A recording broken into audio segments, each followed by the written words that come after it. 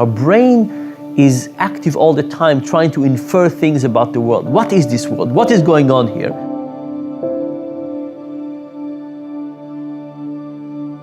And it's using relevant cues, but also irrelevant cues. And once it gets these cues, it uses them to interpret the world.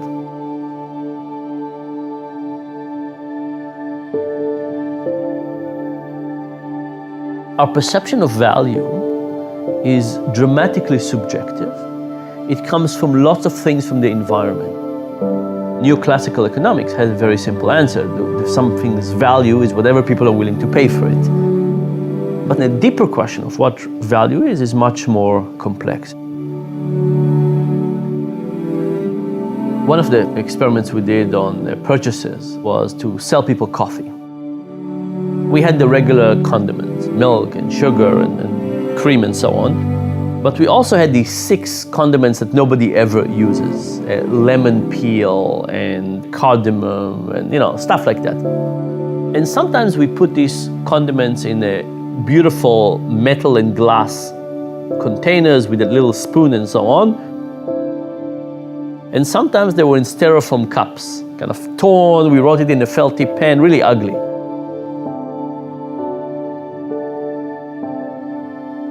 And now the question is, do these things that were on the side that nobody ever used influence the perception of how good the coffee was?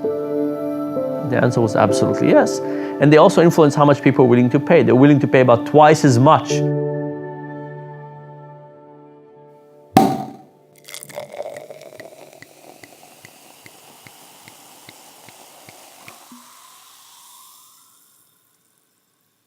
I have a friend who's an expert in wine. We continuously have this discussion about what's the right way to figure out the value of wine. If you do blind tasting of wine, you taste the wine, you have no idea about it, it turns out the correlation between price and quality is basically 0. More expensive wine is not perceived as better quality than cheaper wine. When you know the price, now it does have a positive correlation because your expectation that this wine is going to get better actually changes the way you experience it and therefore change the value. So it's actually very difficult to think about what is the value of something.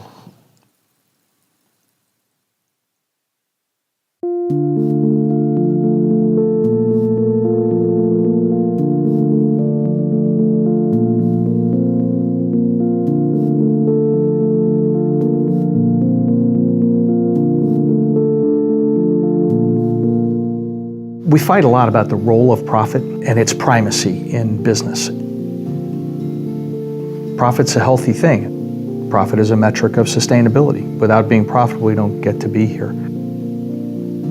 But there has also arisen this false equality around profit. A couple years ago, a couple Harvard Business School professors wrote an article called Creating Shared Value.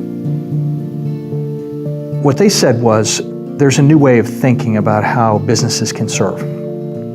Philanthropy is the old way.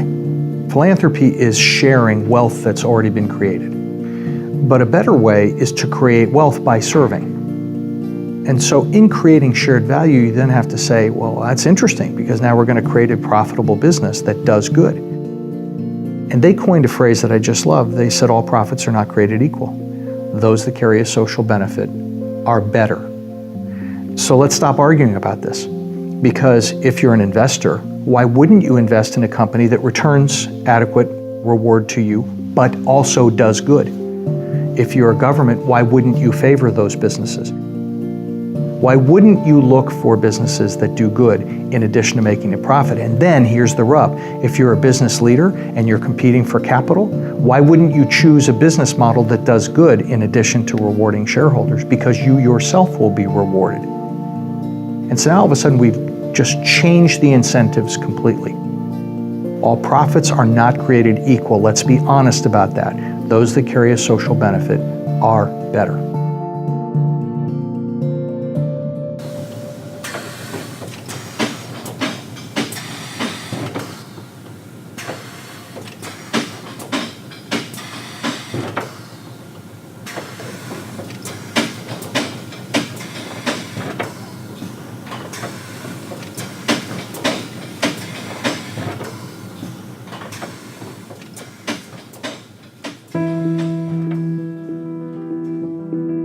NAFTA was the wake-up call. NAFTA was the epiphany. NAFTA not only destroyed my personal life, destroyed my business. I was making a six-figure salary. I was driving a BMW. I had a nice home. I had a great wife. I had lived a country club membership. I played golf on weekends. It just destroyed everything that they told us, in business school, everything that I felt like I was on the path to do, the people I was associated, the direction I was going. I was a pretty hardcore Republican in those days.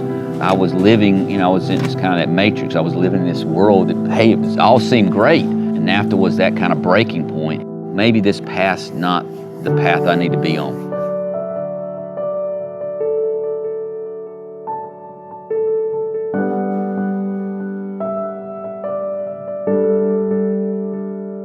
We're a t-shirt printer. We're a custom wholesale t-shirt printer. Here in North Carolina was a big textile hub.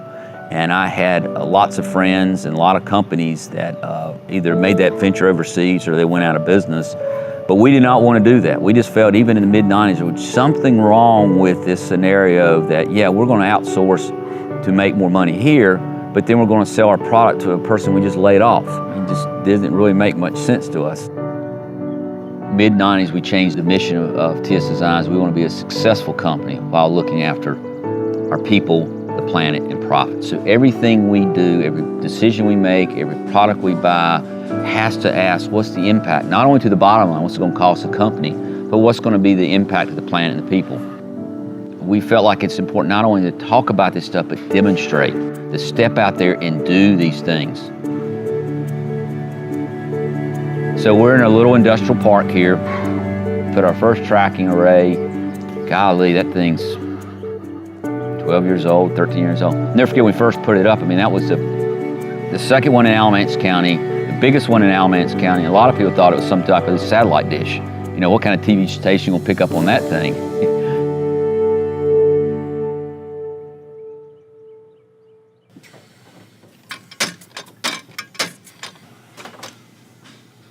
I like to describe sustainability being a journey, not a destination. And I'll be on that journey to the day I die. We got wind, and we got solar, and we got biofuels, and we got chickens, and we got gardens, and we got bees. People say, how in the heck can you do that as a small business owner? What I've come to find out is once people realize that you have a care for a business beyond just maximizing your personal bottom line, then they'll want to support you. But a lot of times you're trying to extract information to benefit yourself. Once people realize you're trying to do something beyond just yourself, they want to help. That's one thing that we really lost focus on the last 20 or 30 years. We want to kind of pick out one piece and really maximize the efficiency of it, but we don't realize the impact that we're having to other parts of the system. So it's reconnecting those dots. And that's exactly what we're trying to do at TS Designs, is be an example of a business that wants to reconnect and be a part of this local living system that we deal in. We got an early wake-up call. We could have fought and resisted to not go that direction, but NAFTA allowed us to make that transition. So we've been on this journey a lot longer than most people have.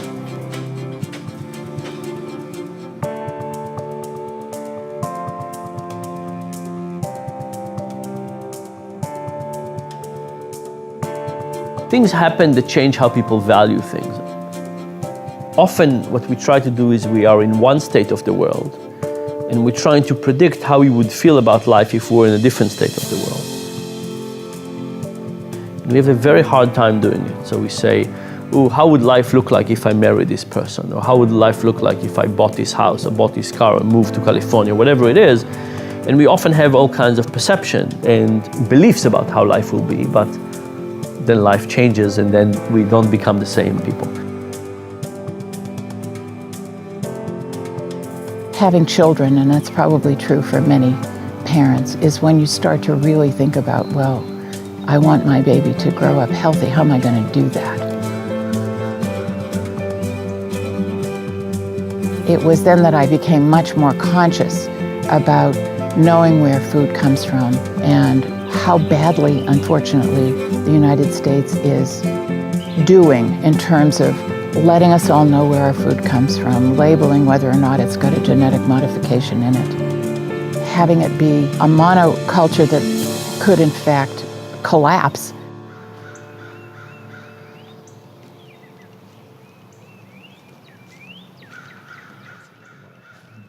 So it's still cool season here in Asheville, and a good time to plant beets and chard. This is Chioggia beet, which is a wonderful heirloom seed. It's a beautiful beet that grows, there we go, into beautiful globes of rings of color. The beet is, on the inside, is both red and white, so it makes for a beautiful salad. I'm planting this between some other things, and it's not very hard to do, so. I, generally speaking, don't plant things in rows, just because I don't like rows. That sometimes makes it hard to find them again.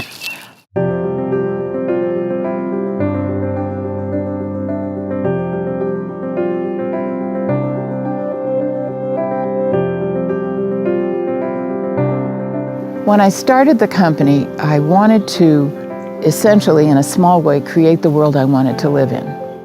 And that would not be terribly hierarchical or authoritarian. I wanted people who worked for SoTruSeed to have a sense that their jobs were important and a certain empowerment to make those jobs better. We were gung-ho on finding the seeds and connecting with farmers and growing seed and doing the kind of evangelical things that we wanted to do. However, we didn't have a business plan. I didn't know that P&L meant profit and loss. I learned a great deal about the necessity of making a business a business. That is to say, the basis for sustainability is being able to pay for yourself. One of my favorite things in the world is Swiss chard, and especially the rainbow chard, because it's so beautiful. It withstands heat better than other greens. So they look like beet seeds, and that's because they're in the same family. Swiss chard is. We want a sustainable company, and that means a whole bunch of things. Basically, a company to be sustainable has to be able to pay for itself. But also, we want to be able to sustain ourselves and the community. The way we nourish that is to be part of the community. We try to buy everything that we need locally. We have a community program, for instance, where you can come in and exchange seed for working. We have wonderful educational programs so people can come in and learn how to plant their seeds. We donate leftover seeds to local community gardens, to schools. The result is that we are loved. And it's very, very heartening, not just to me, because it doesn't just extend to me, it's for all of us, that we're a part of the community. We're sustainable by virtue of making enough money to cover our costs, and by employing people and being part of this community. It's very, very, I don't know how to express the kind of value you get from that.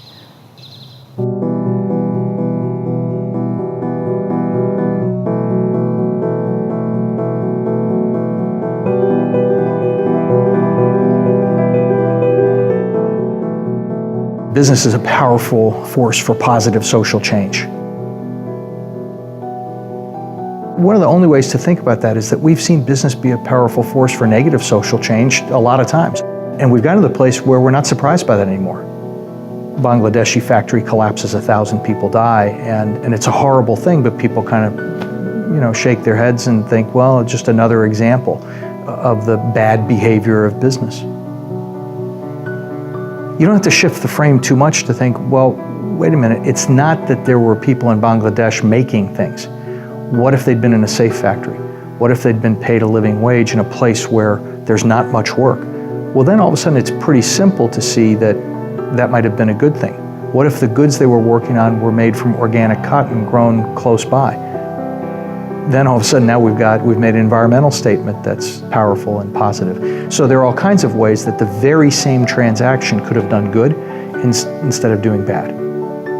We think about this in ways that today seem like the exception, and they seem fringe, right? So the biofuel industry makes all the sense in the world, but it seems a little bit like it's not something that we run into every day. And so that's, to me, the bigger challenge for business is not to have people begin to even anymore conceive that business can be a force for positive social change. It is to say, how do we scale the change?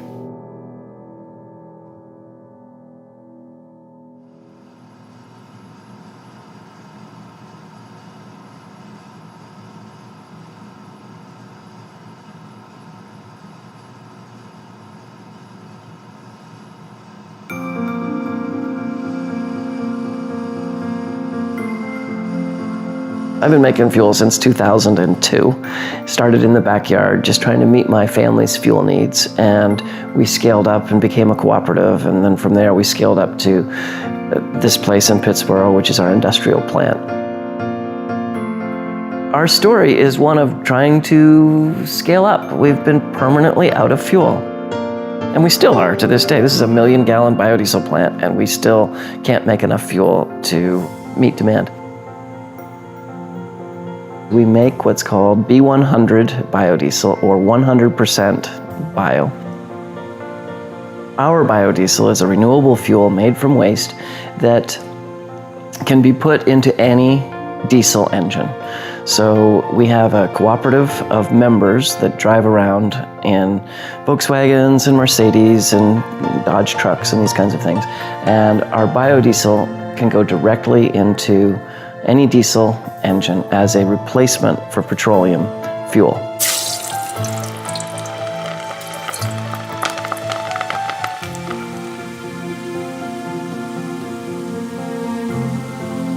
We collect used and waste fats, oils, and greases from within around 50 miles of our plant. And we bring them here and we spin them into fuel, and then we put that fuel back out into the same community. So the members of Piedmont Biofuels, they're off the petroleum grid. They are not attached to war, spills in the Gulf, or pipeline eruptions, or anything that has to do with the oil industry has really nothing to do with us.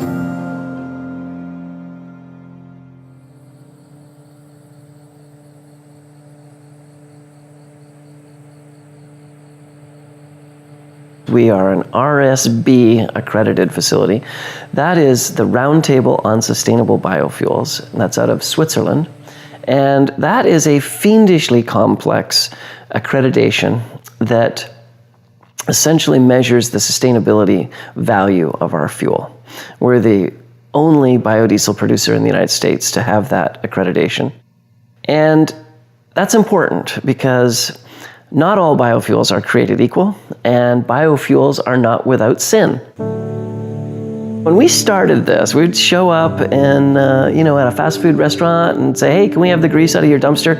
And I think that people just thought we were quirky.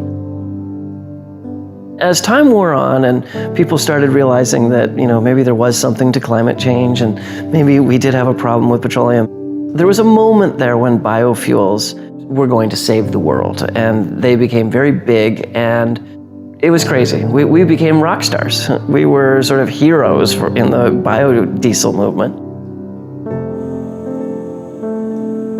Along came I guess it was the summer of 2008, world commodity prices went to an all-time high, when Bear Stearns died, and the world changed. But what happened there was biofuels became evil. That's when we were on the front cover of Time magazine as the greatest hoax ever perpetrated against the American people. And that's when the United Nations came out and said anyone making biofuels should be charged with crimes against humanity.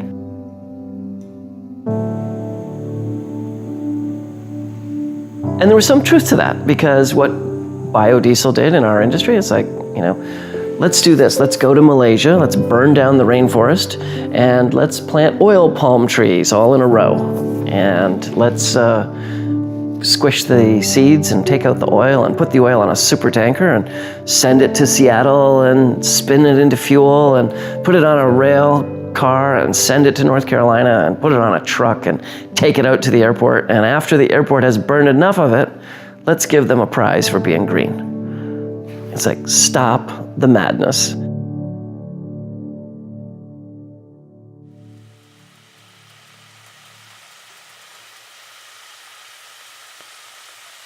It's critically important to us that our feedstocks, what we use to make product, come from the local area. That if you're going to make a sustainable biofuel, that's rather important.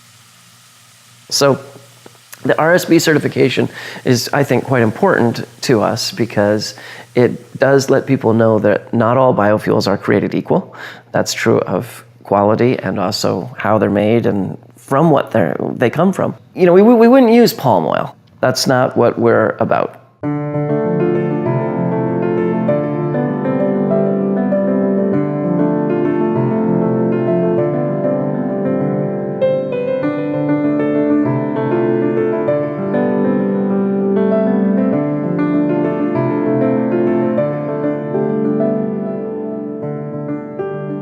Businesses have to run well, for-profit and non-profit alike, in order to be able to accomplish their really high purposes. We think a lot about the efficacy of social enterprises, and we have a little 3-cell model. First, you have to do important work. And that's just fundamental. The point of your work has to improve the quality of life in communities in some way. You have to do important work. The second thing is you have to do the important work well. That means you have to be financially sustainable, but it also means that you have to create a workplace that's good for all. A brutal workplace that forces people to be unsustainably self-sacrificial isn't anything to be proud of. You have to be able to treat your employees well as well as your customers and all other stakeholders. So you have to do that important work well, and then third, you have to move your work to scale. And you have to find a way to be selfless, collaborate with the other folks who can come together to help you scale that work. And often, for-profit and non-profit alike, we're not great at that kind of ego-free collaboration. So do important work, do the important work well, move it to scale.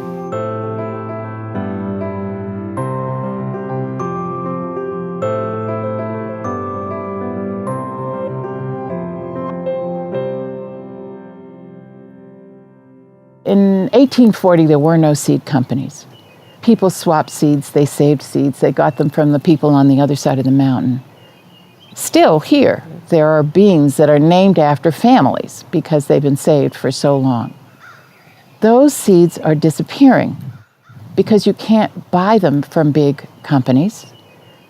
So it's we small seed companies, and there are several of us scattered all over the country, that are trying to save the biodiversity, the different kinds of varieties of seeds. And the reason to do that can be well illustrated in the Irish potato famine.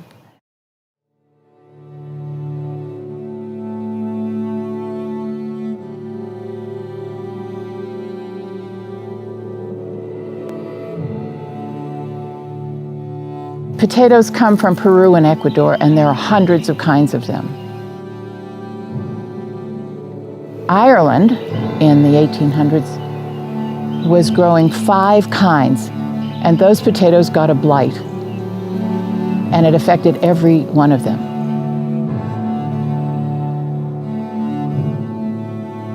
If they had been growing 25 or 30 kinds of potatoes, chances are pretty good that 1 or 2 or 3 of those potatoes would have been blight resistant. But they weren't, and millions of people, as I recall, starved because of the lack of biodiversity. Well, now we have genetically engineered corn. It's the same one being planted time after time after time, year after year. It's depleting the soil, and now we're noticing there are blights that are happening, and they're happening to the whole crop. So the reason to save your seed, have 100 kinds of tomatoes in your region, is that should a blight come along or a bug, one of them or 5 of them are going to be resistant, and that's how Mother Nature works. And we want to help out.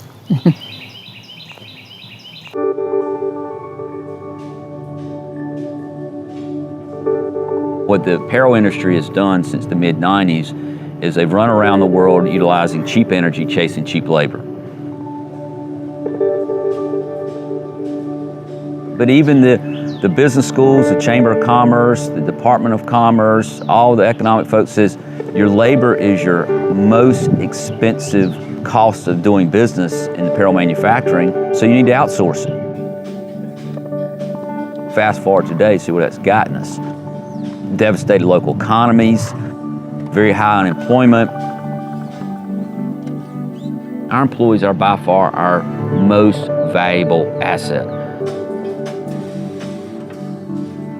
We have taken major hits at TS Designs, not only personally, financially, what we've tied up and had to give up, but we've always maintained retirement benefits. We've always maintained health benefits.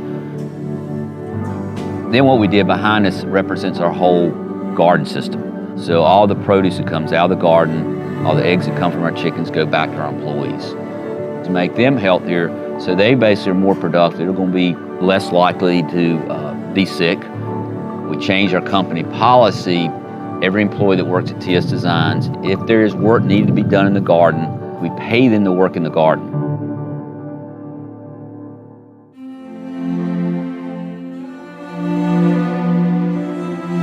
We had employees that were never connected to this environment. We had employees that when we first started bringing squash and zucchini and asparagus out of the garden, had no idea what it was. We're very transparent with our employees, what we do and why we do it. Some of them get aboard immediately. Some take time. As long as they're supporting what we do at TS Designs, we produce high quality, sustainable t-shirts, then as long as they're meeting that job, that's what they're mostly valued on. But over time, they're understanding the value of what we've done here with the garden. I like to describe what we do as, this is something we're passionate, but it's not a religion I'm going to jam down your throat. We have no employees that smoke. We have no employees that are overweight. Not because we have some rule or mandate that says you can't be fat and you can't smoke. It's just this environment that we started to create around them. It's a system. We're all connected together. Our employees having access to local healthy food is just as important to us as producing sustainable t-shirts.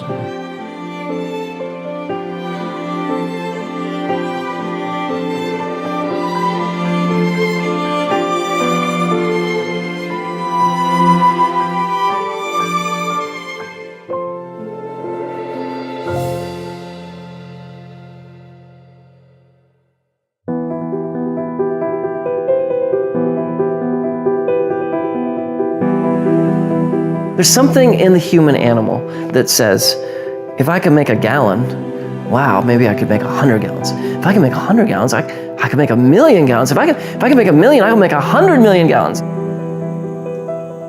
Someone managed to put it in our heads that big is better and the economies of scale are what can drive pricing down. And at the end of the day, it is exactly that that's driving us into environmental ruin. Especially when it comes to energy. If you think about energy and your energy choices, you can't graduate from college and say, I'm going to be a utility company. That's not going to happen because we've dealt out a monopoly and we have this massive scale, a nuclear plant that is, so expensive it would never get built without government subsidy. Well, really, energy is the perfect example of how that should all be reversed. Energy should be made where it's consumed. If you're going to drive, you should be taking the waste products from your community, turning it into fuels, and using that to drive. If you're going to power your house, it should be done with solar panels. We should be moving to a distributed generation model of all of our energy consumption. That's what sustainability will look like in the future. It won't be an oppressive top-down infrastructure that you really have no role in. You can turn off the lights when you're not using them, but you can't really go into the utility business very easily. In the future, that absolutely will change. So the next 100 million gallons of biodiesel should not come from a 100 million gallon plant in the harbor. The next 100 million gallons should come from 100 little Piedmonts. There should be one on the edge of every town. In our case, we're using cooking oil. If you have another community that's, has a lot of rotting apples, well, we should be using rotting apples. And, they should power themselves from the waste streams that are, biospecific in their bioregion. The sustainability movement, are we just a bunch of dirty hippies with exhaust that smells funny? Our exhaust tends to smell like French fries. The reality is, of course, there's technology involved, there's invention involved. And actually, if you're going to get at that conservation resource, you're not going to do it by rubbing sticks together to start the fire. You're going to do it by, say, coming up with an LED light bulb that uses a fraction of the electricity but produces the same amount of lumens.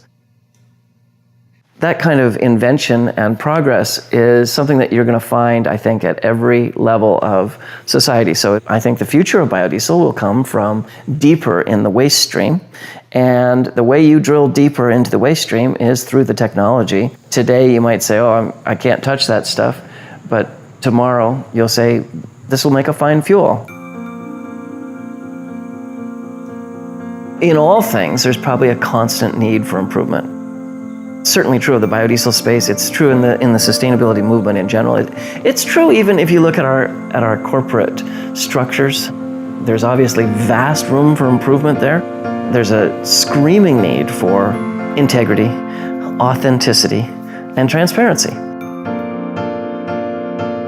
Think about something like trust, which is incredibly important in society. Imagine for a second how it would feel like to live in a society with no trust. You would have to lock your car and your house and not have a bank account and all kinds of things. It would be really, really tough.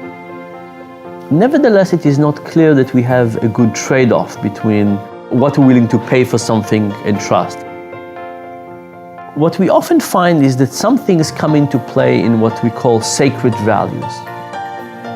So as long as we have sacred values, we put tremendous value on things like trust and social and public good.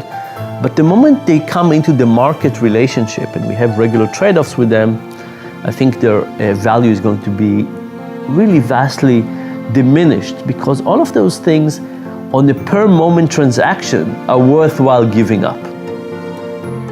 Trust, I want in principle, but right now if you gave me a lot of money, maybe it's worthwhile to sacrifice it.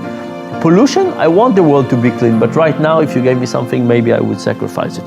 So I think that's why we have these sacred values and things we're not willing to trade off, because as human beings, every time we start trading off these values, we might think short term and sacrifice them too much.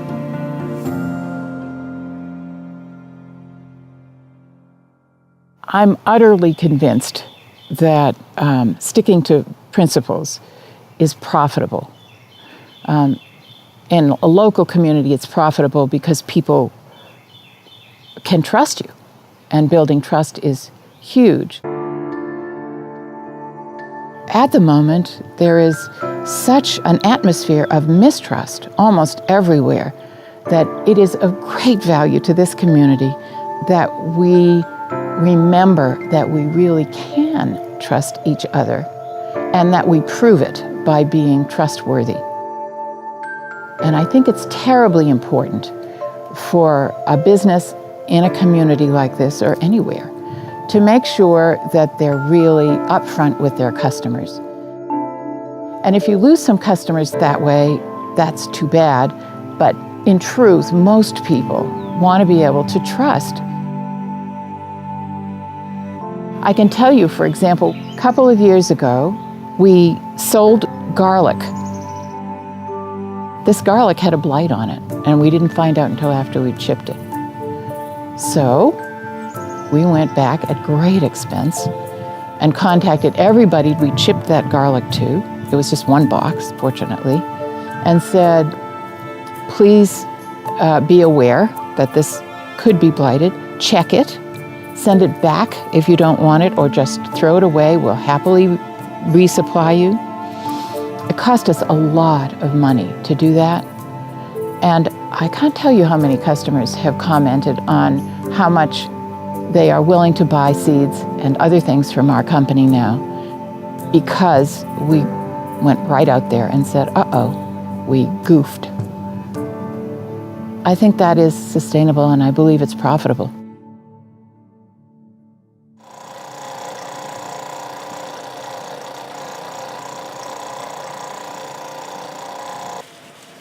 If you make yourself transparent, it just builds an unbelievable trust factor. If there is a question I can't answer, or the thing that you want to, we will find that answer. There's no secrets.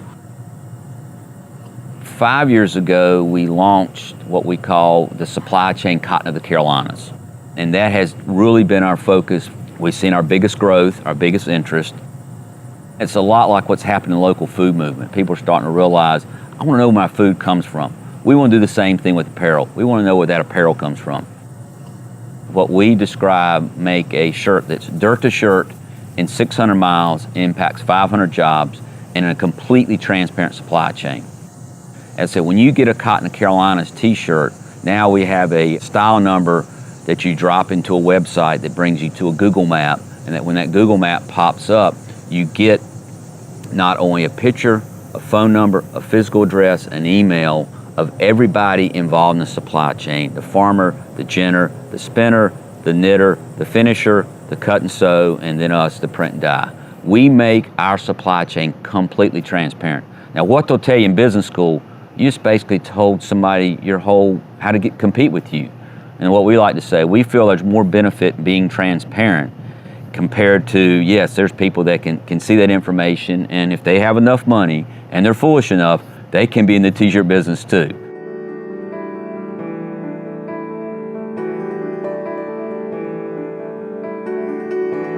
Bring up values, and all of a sudden people start saying, "Ooh, I don't want to go there," because even the word values has been co-opted by a political group, a religious group, as being almost exclusionary or judgmental. That's not what it is. I mean, the word is much more fundamental. I love the work of a guy named Rush Kidder, who wrote a book a few years ago called Moral Courage. He went to every continent, went to 160 some countries, talked to people from every faith community, as well as folks who didn't grow up in faith communities. And he tried to find out what were the values that were universally shared. He came up with 5 core values, which I think are just beautiful: caring, honesty, respect, responsibility, and fairness. Those are the values that unite us, that bring us together, that build sustainable communities, not the values that judge and separate and divide us.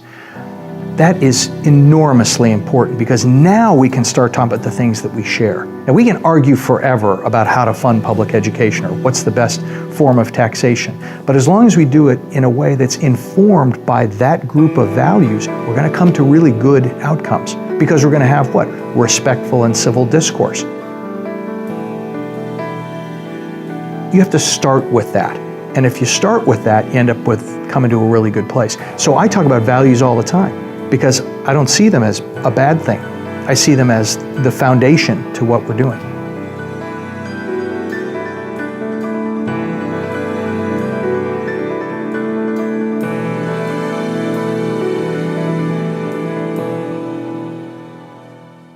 Our company is a social enterprise. We started the company to stop kids from being hurt, principally from being sexually abused or from drowning. That's kind of the reason the company exists.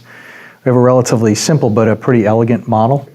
We use the platform of insurance to gather a tremendous amount of data about how kids get hurt. We aggregate that data and then share that with our customers in such a way that they'll change their business practices to minimize the chance that something bad will happen. That has the benefit of keeping kids safe and healthy and driving down the cost of insurance over time. So we're nominally an insurance provider, but we're mostly about changing behavior and keeping kids safe. It's really important to understand that when we founded the company, we literally have a business model that was written on the back of a cocktail napkin. It says right at the top, says serve others. That's why the company exists. We didn't start the company to make money. We asked ourselves, do we matter? Does our company matter? In other words, if we dry up and go away tomorrow, somebody else will provide insurance to our customers. So we have to matter for a completely different set of reasons. We have to matter because we will help our customers keep kids safe.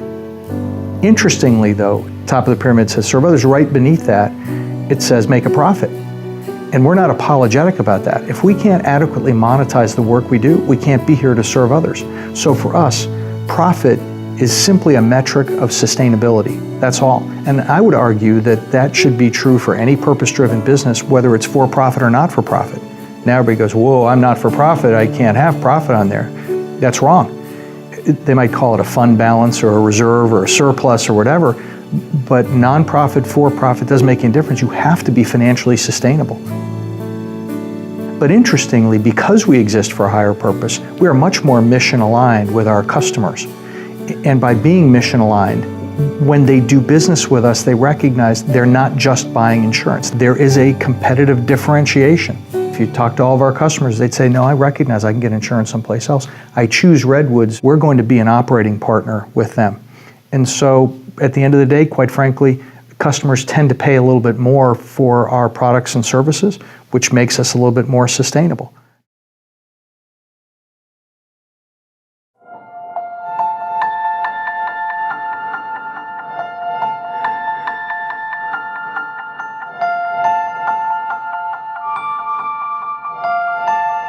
When you think about products that have social good in them, the question is whether people at the moment are willing to pay for a social good. And not only that, are they willing to pay in a social good in a trade-off kind of a way.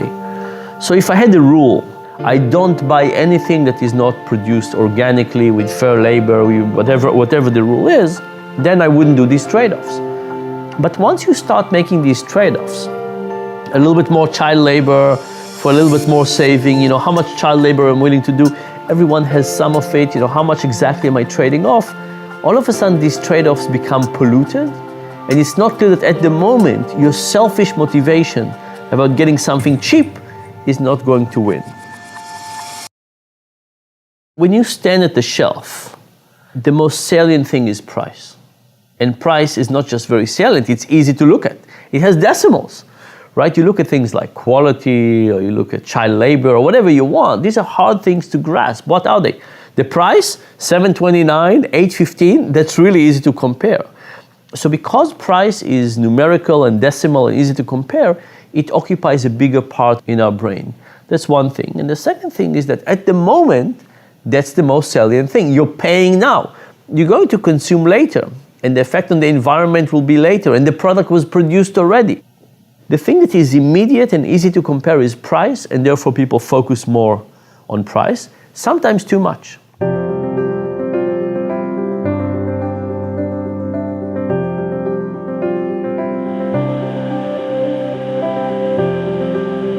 Yes, our t-shirts cost more because where they're made and how they're made.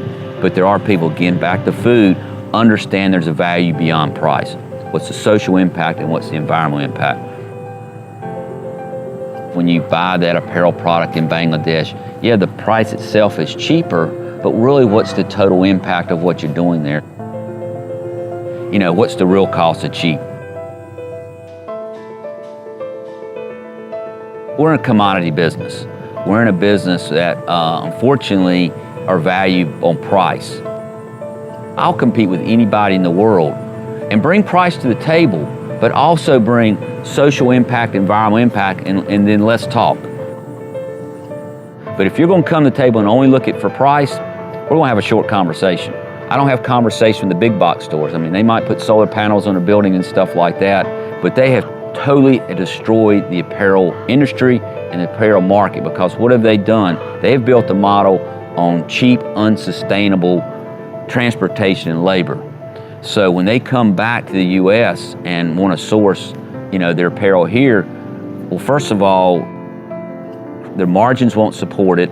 They're not going to, I don't think, greatly raise their prices. They're not going to reduce their margins. They're looking for people like us to make it up. And there's no way, when I'm talking about Bangladesh at 55 cents an hour, I mean, our average labor cost, so that's 500 people in North Carolina, is probably $15 an hour. The gap is so great We have just totally screwed up and destroyed the apparel system. So it's that back to that re-education, buy better, buy less, buy local.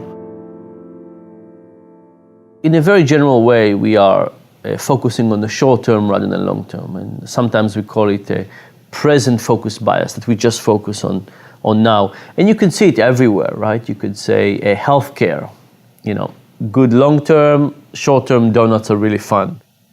Now with purchasing, that actually becomes a step more difficult, because if you think about it, when you go to a grocery store, let's say, or to a shopping mall, that shopping mall is defining the environment that you're in, and the environment has a large effect on your behavior. You might think that you decide what to do, but the environment actually has a big effect. And when you go into a shopping environment, you're basically in their mercy. They decide what kind of pieces of food to let you taste and what kind of promotions to expose you to.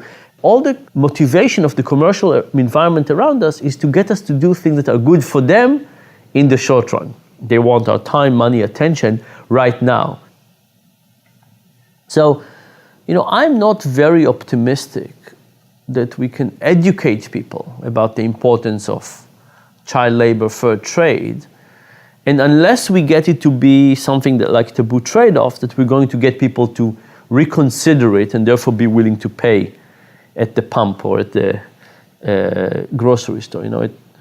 If you think about fuel, for example, we do have more clean fuel and less clean fuel. And if you had a one-time decision, like which car do you want to buy, one that goes on clean fuel or non-clean fuel, maybe people would say, let me make this commitment. It's also a public statement. Other people can say what car I'm driving and so on. But if you drive to the pump and you can choose cheap or expensive, bad for the environment or good for the environment, I think that way too often we would focus on the short term, on money, and on being selfish.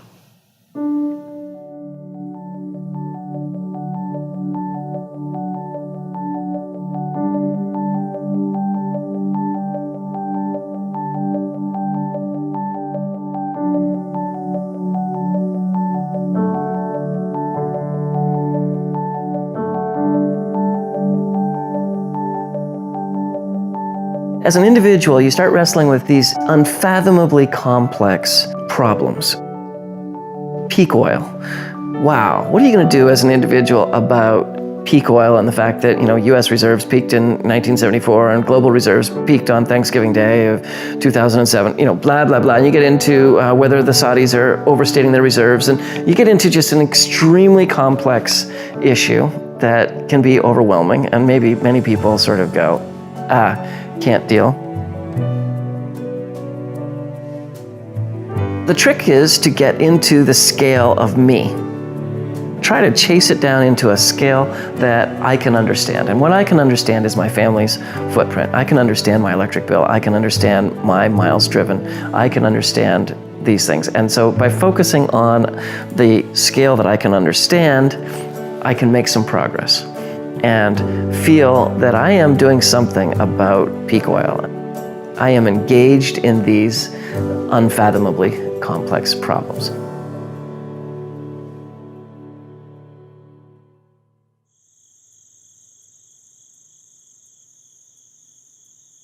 When I started making my own fuel in the backyard, I slipped into this pathology of I'm never going to go to a gas station again.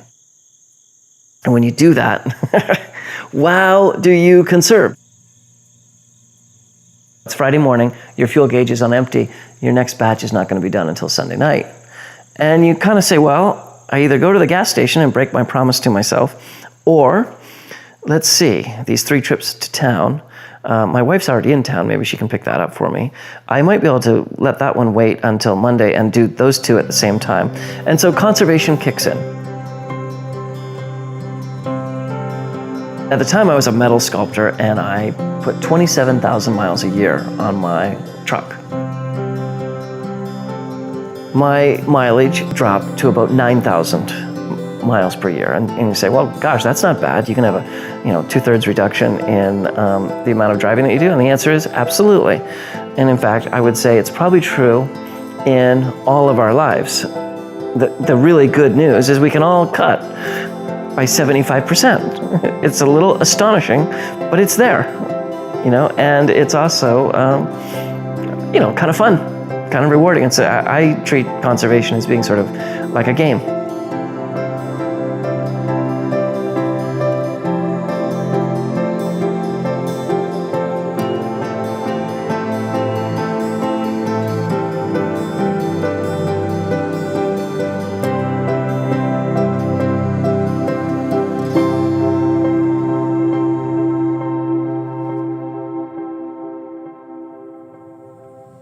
One thing when I go to and have a meeting, I'll usually ask the question, can you tell me without looking the country of origin shirt you're wearing today? I've probably asked that question 150 times. I've got probably less than 10 answers. The problem we've got today is most people are not aware of what they're doing. So every day they'll pull that wallet out of their pocket and they'll make that purchase of coffee, gas, apparel, whatever. And sometimes you make a bad decision because of the environment you're in. That's okay. The example I love to give people is right down the road here is a fast food restaurant. And there's probably maybe once or twice a month that I'll end up there. And the reason I end up there is I'm stuck between two meetings, and I realize if I don't get some food in my system, I'm gonna have a hellacious headache, and then I'm gonna be not as productive that I need to be the rest of the day. But I realize when I go in there and buy that food, I'm not helping myself, I'm not helping the local economy. I sympathize for the chicken I'm getting ready to eat because they don't have the quality these chickens over here have. But at least I'm aware of what I'm doing here. But by you making a decision, by not being aware of the impact you have, that's the problem. That's what we gotta fix. And if we can just get people to start to be aware, we will greatly accelerate down this path and make our communities a lot better place. But the problem is we get so caught up in, we don't have time, or we depend on information given back to us. You know, this product here is $1 compared to $2. Well, that's got to be a better deal, and I'll buy it. There's things happening globally: climate change, peak oil, 9 billion people on the planet, access to cheap resources. That's not going to go away. Everybody thinks we're going to grow ourselves out of the economy. Well, those 4 things I just told you are not going to just allow us to grow it out of the economy. The way we're going to make it a better place for everybody, we all got to participate. The more you extract from the community, the bigger house, the bigger car, whatever, basically just pushes somebody else down. I'll never forget when we first started our business, I mean, success was determined by a country club membership and driving a Mercedes-Benz. What was portrayed as successful and the path to be on is really not going to work.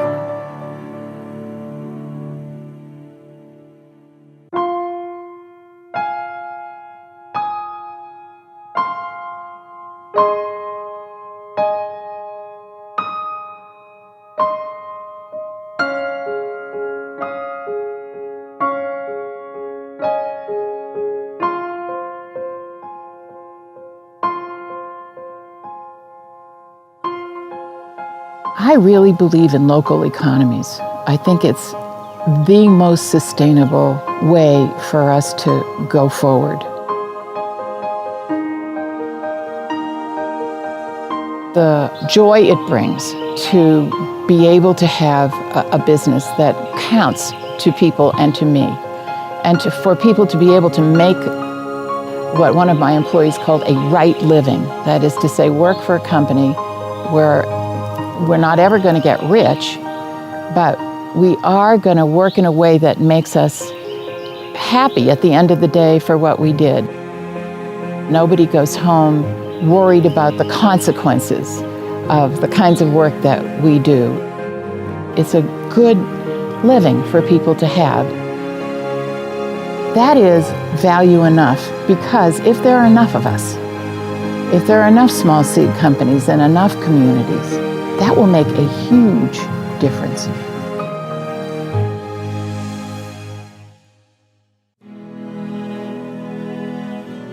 The role of business in society today not only can be different, but must be.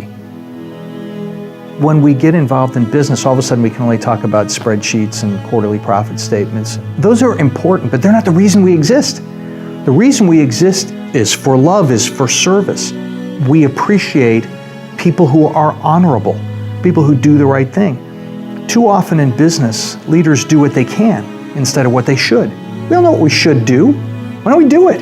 because we have this set of rewards that incense us to do the wrong thing. And we now know that environments that are built around the wrong incentives make moral people behave immorally. And those of us that have the great blessing of leading businesses don't get to check our morals at the door when we come to work. That's a part of who we are. And so everything we do all day, every day, ought to be a part of serving. A business has the opportunity to serve its employees, it has its opportunity to serve its customers, but it has an opportunity and obligation to serve the broader, wider community. Anyone who says, I just exist for profit, is lacking in moral courage, because that's a person who says, here's what I think personally, but here's what I think professionally, and they're two different things. Not only are they different, they can't reconcile. We have the obligation to reconcile our personal values and our professional responsibilities. And that calls us to look the shareholder in the eye and just say, here's the deal, you're right, I am levying an undue tax on you this quarter because I'm going to take some of our excessive profits and try to help others. All businesses are not above, they're of the community. And so if the community is broken, it's just a matter of time before the business is going to be broken. There is, at the end of the day, a compelling economic case to be made that we ought not have poor people, or we ought to do all we can to minimize the number of poor people there are. Because at the end of the day, that grows our economy, that gives us better ideas, it gives everybody greater opportunity. That's a fundamental, almost a math case for that. There's also the moral case that can be made. You know, most of us have grown up in one or another faith tradition that tells us that we are our brothers and our sisters' keepers. We're responsible. And if you buy that, which I think most people do, then you have to think about everything you do as what am I doing for those others who are not as fortunate as I am.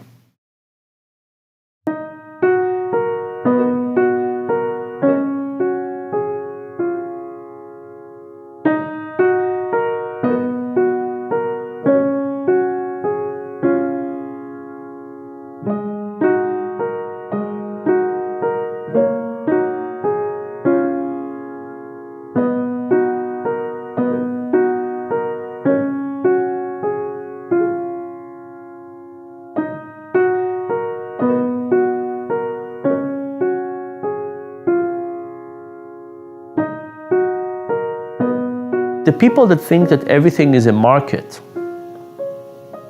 take something very basic away from being human.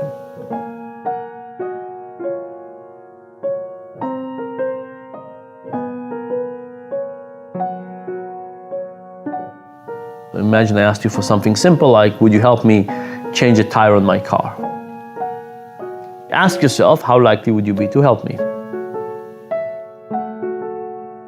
Now imagine that I offered you money. I said, would you help me change a tire on my car? I'll give you $5. What happens when I offer you $5? Do you say to yourself, gee, I get to help Dan plus I get $5? No, most people say, oh, this is work. I'm not interested in that. I'm not interested at all. Now, if I offered you $500, you would do it again. But what's interesting is that I can add money to an equation and make the motivation lower. So with no money, you would be willing to help. I add money to the equation, you don't get social motivation and financial motivation. The social motivation goes away, now you get just the financial motivation, and $5 is not enough. $500, that's enough. So what's interesting is what we call crowding out. Social and financial motivation don't end up, they substitute each other. And I think often we don't understand that. This is what happens when we bring things to the market. So think about something like pollution. Right? What would happen if we create a tax on pollution? There would probably be some people who say, I can't afford it. Let me look at how I save money. But there would be some people who would say, now it's just money.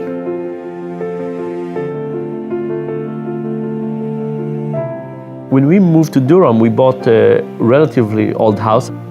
And we decided to insulate the attic and change the air conditioning system and so on. And the contractor that came was shocked. He said, we will never recuperate this amount of money because we're going to spend so much money insulating the attic and electricity is so cheap, it's not going to be ever effective. And of course, financially, he was right, but we did not make a financial decision. We were saying, this is what we think good people do. We try to save the environment. We try to insulate the attic. We're doing all of these things that are not about economic efficiency. But if all of a sudden the computation was different, and it says it's not part of the social obligation of how we think about the world and our kids and so on, it's just a financial thing. Would you prefer to pay this amount or that amount? All of a sudden, we would have probably thought about it differently and said, okay, we'll just pay the tax for this and let's not think about it.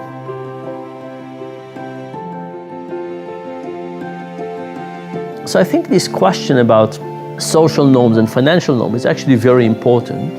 And what kind of things should we not even introduce into the market? Right? And I think there's lots of those things that we should basically say, these are not things that we should make part of the market. These are things that we should keep as sacred values with no trade-offs.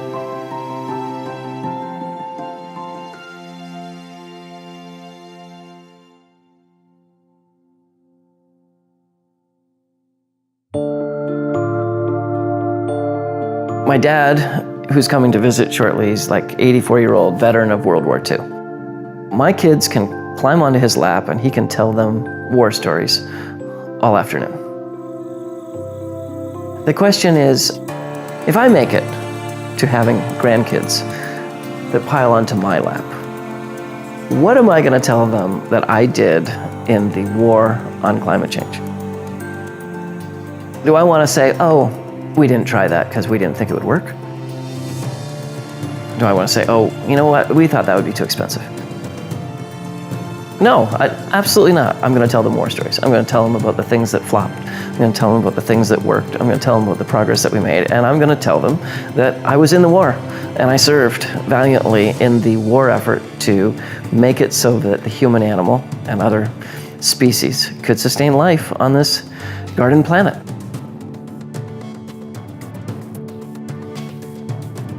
At my age, you do start to think about legacy. I have children and grandchildren, and they're the most important legacy. But I like to think that 15 years from now, there will be a thriving seed company that's still learning how to do what it's doing and doing it better and better, saving seeds that might otherwise disappear if it weren't for somebody very specifically saving them and passing them down.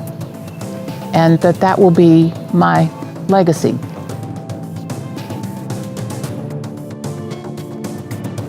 Everybody has a part to play, and don't forget that. No matter how small the part is, it's the pieces that make the community.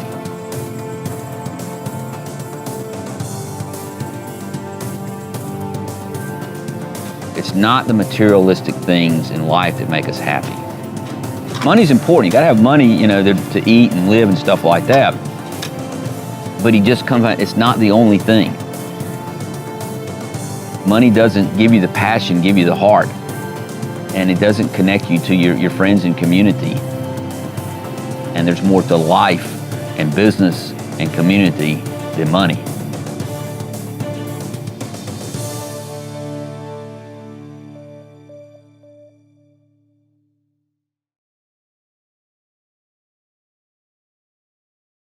Often people say, no, I get it, I understand that. So what I'm going to do is I'm going to go off and I want to make a lot of money for X number of years, and then I'll start giving that money away, or then I'll start serving.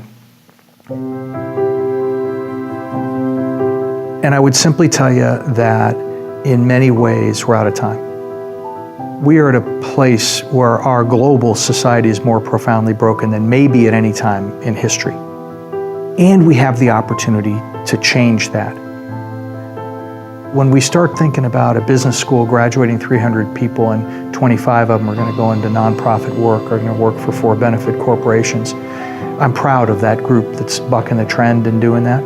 But for the 250, they're going to work for banking or consulting, and all they're going to do is make shareholders more money. You have to ask yourself, do you matter? The personal strategic question is, do you matter? If you don't do that, isn't somebody else going to do that?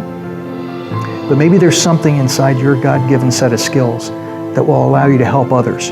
in a profound way that no one else on the face of this earth could do, I would ask people to respond to that. I don't miss a lot of meals.